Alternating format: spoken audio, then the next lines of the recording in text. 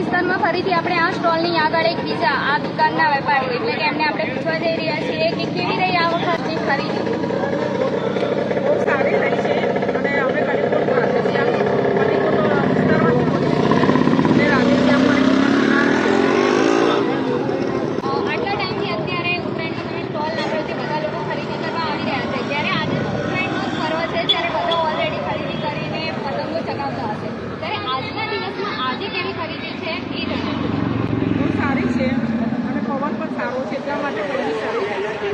ઘણા બધા લોકો આવતા હશે, અલગ અલગ પતંગની ડિમાન્ડ કરતા હશે, તો કેવું લોકો અહીંયા આવીને ડિમાન્ડ કરે છે કે અમારે આવી પતંગ જોઈએ છે,